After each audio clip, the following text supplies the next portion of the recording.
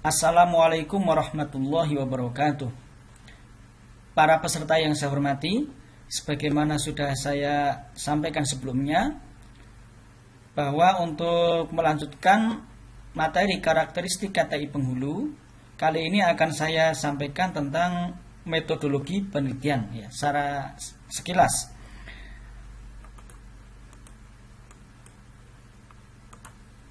Secara umum, jenis penelitian ada 3. Yang pertama, penelitian kepustakaan.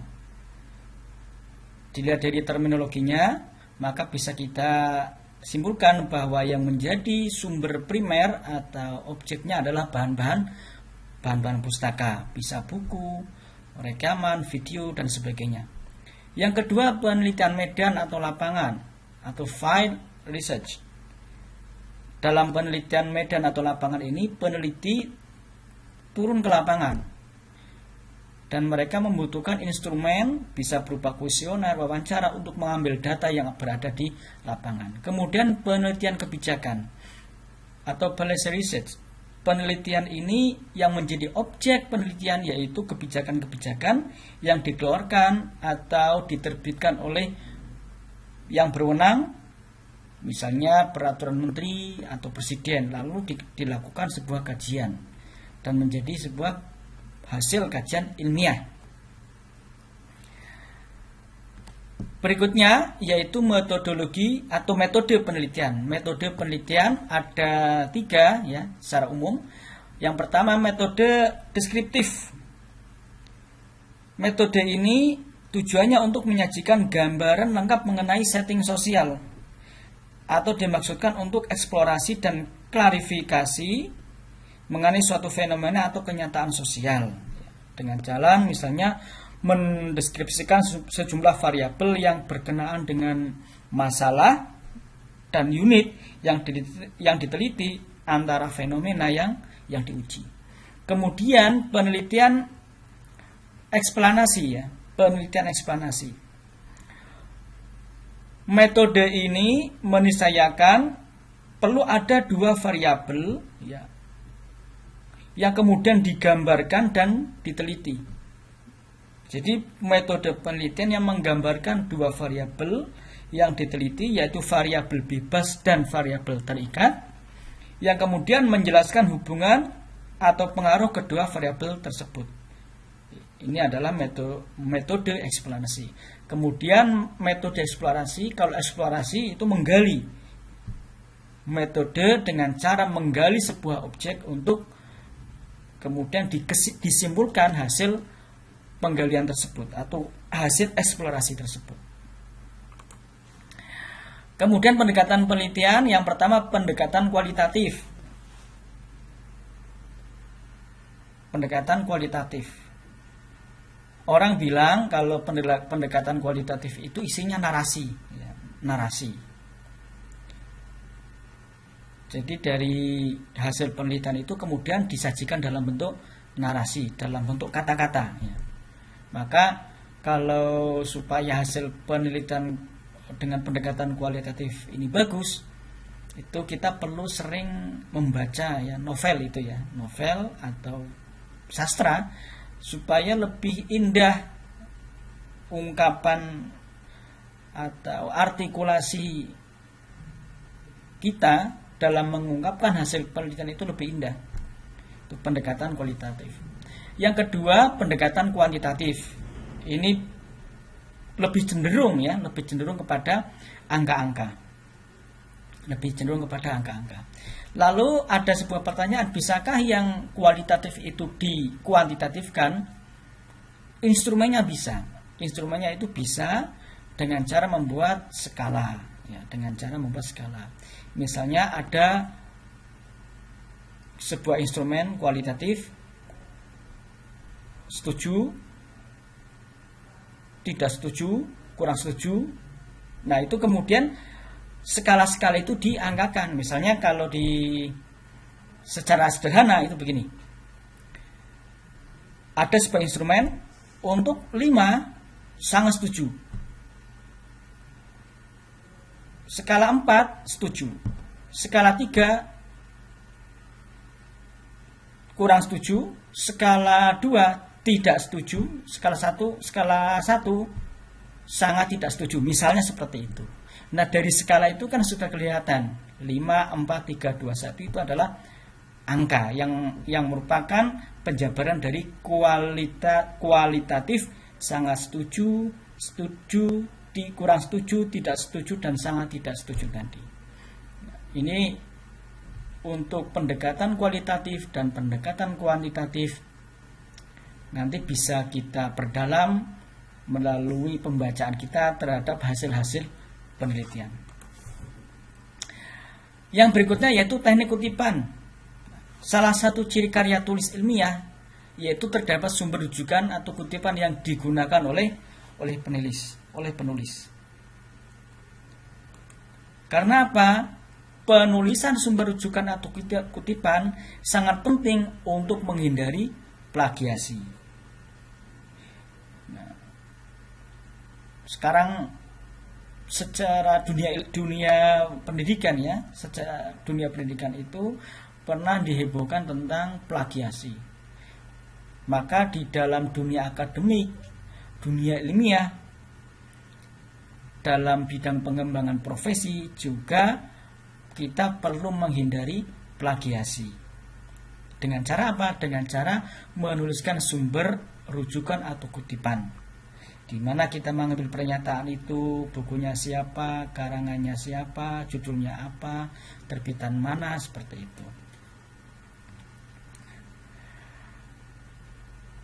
Cara penulisan referensi ada 3 ya. Yang pertama footnote, penulisan rujukan dengan menuliskan pada bagian kaki halaman yang terdapat kutipannya. Ini footnote ini yang paling saya suka karena saya bisa menambah penjelasan di dalam footnote. Bisa menjelaskan di samping sumber rujukan juga bisa saya tambah penjelasan. Bahkan di dalam satu footnote itu bisa lebih dari satu rujukan atau referensi. Kemudian yang kedua body note, penulisan rujukan yang langsung ditulis dalam teks. Ini ditulis dalam kurung biasanya nama. Tekniknya adalah menulis nama, kemudian tahun, kemudian halaman. Berada di dalam kurung setelah kutipan atau pernyataan. Kemudian endnote, penulisan rujukan dengan menuliskan pada bagian akhir karangan, setelah kesimpulan dan sebelum daftar pustaka. Jadi sebelum daftar pustaka itu nanti ada penjelasan 1, 2, 3 di situ tertulis pengarang, judul buku, kemudian penerbit, halaman. Jadi penulisan rujukannya itu di bagian akhir karangan setelah kesimpulan dan sebelum daftar pustaka.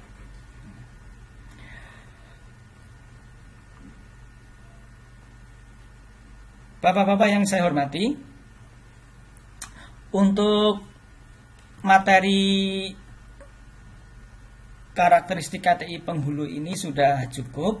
Nah, sebelum saya akhiri, saya ingin tampilkan cara untuk membuat body note atau sumber rujukan tadi dengan memanfaatkan fasilitas yang ada di laptop kita, Microsoft Word kita. Caranya seperti ini, bapak-bapak.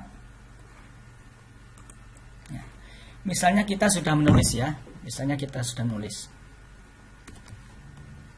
Era disrupsi ini telah menginisiasi sebuah interaksi sosial baru yang lebih inovatif dan masif dengan bergantung pada teknologi. Nah, dari sini kita ingin misalnya kita mengambil sebuah pernyataan dari pengarang buku ya, dari sebuah buku. Lalu kita ingin memasukkan rujukannya. Di bagian atas ini ada balok-balok atau menu-menu ya, ada menu-menu home, insert, design, page layout, kemudian reference. Kita klik yang reference. Kita klik yang reference. Nah, kemudian di sini ada insert citation, ada manage source, ada style. Nah, style ini macam-macam bisa kita buka. Ada apa, ada Chicago, ada MLA. Biasanya yang sering dipakai itu adalah apa, Chicago, dan MLA. Apa itu kepanjangan dari American Psychological Association. Nah, biasanya dipakai apa biasanya. Tapi kalau di jurnal-jurnal nanti biasanya ditentukan bisa MLA, bisa apa. Misalnya kita pakai apa itu ya. Kita pakai apa. Insert citation, kita klik kemudian add new source. Nah, author. Pertama type of source. Kita klik coba ya. Ada buku, ada book section, ada jurnal artikel, ada artikel dan sebagainya. Kita bisa lihat ke bawah, banyak sekali ya. Nah, ini rujukannya misalnya buku, kita klik buku. Kemudian author itu adalah pengarang. Kalau cuma satu nama, tinggal kita klik nama di sini. Kita tulis nama satu kata. Misalnya cuma satu kata, bisa kita klik. Tapi kalau ada dua kata, kita klik edit. Klik edit. Saya ulangi, kita klik edit. Last name, nama terakhir, nama belakang. Misalnya Khairuddin. First name, nama depan, misalnya Bukhari. Middle name itu nama tengah. Kalau sudah, add OK. Tapi kalau kita mau menambah nama, klik add. Ya, klik add ini. Kalau misalnya buku itu ada dua pengarang, maka klik add, tambah satu lagi. Kalau cuma satu pengarang, cukup seperti ini, kemudian OK. Nah, kemudian kita bisa memperluas tampilan kolom-kolom ini dengan cara klik ini. Wah, banyak sekali. Yang tanda bintang merah ini adalah yang wajib diisi. Nah, kita kembalikan supaya tampilannya nggak banyak. Nah, pertama title. Title itu judulnya misalnya pendidikan politik di era disrupsi. Tahunnya misalnya 2018. City atau kota Jakarta. Publisher atau penerbit misalnya Grafika. Kalau sudah kita OK. Nah, ada muncul seperti ini. Nah, yang seperti ini itu tidak bisa diedit Bapak-bapak. Misalnya kita akan menuliskan halamannya. Misalnya kita akan menuliskan halamannya, klik sampai muncul tanda panah ke bawah seperti ini, lalu kita klik. Nah, kita ubah menjadi convert citation to static text. Kita ubah menjadi teks yang statis. Klik. Nah, bisa kita edit. Kalau sebelumnya tidak bisa edit. Misalnya kita akan menambah halaman. Kalau kita ingin menambah halaman, maka perlu diubah menjadi teks yang statis. Misalnya halaman 18. Oke, selesai sudah. Apa manfaat insert citation ini? Kita bisa dengan mudah untuk membuat daftar pustaka. Jadi daftar pustaka tidak perlu kita ketik ulang lagi. Cukup dengan mengklik bibliografi ini. Kita lihat. Ya. Bibliografi kita klik. Nah, ada bibliografi, ada reference. Reference terserah mau pilih yang mana ya. Misalnya sebagai referensi kita jadikan referensi. Bibliografi bisa, referensi bisa. Kita klik reference. Nah, muncul Khairuddin Bukhari, pendidikan politik. Nah, ini singkatan. Kalau kita pengen bibliografi juga bisa. Kita undo bibliografi. Nah, muncul, ya kan? Kemudian kita tinggal ganti bibliografi, kita blok, ganti daftar pustaka. Selesai sudah. Jadi bapak-bapak tidak perlu menulis ulang judul buku atau referensi yang dijadikan rujukan. Tinggal memanfaatkan menu referensi ini. Baiklah, saya kira itu yang bisa saya sampaikan. Semoga bermanfaat. Untuk dua materi yang saya sampaikan, yang pertama di pertemuan pertama tanggal 4 Desember yaitu materi pengembangan profesi bagi penghulu, dan materi yang kedua adalah karakteristik KTI penghulu. Semoga bermanfaat dan untuk penghulu sukses dalam mengembangkan profesi. Demikian saya akhiri, wallahul muwaffiq ila aqwamit thoriq. Wassalamualaikum warahmatullahi wabarakatuh.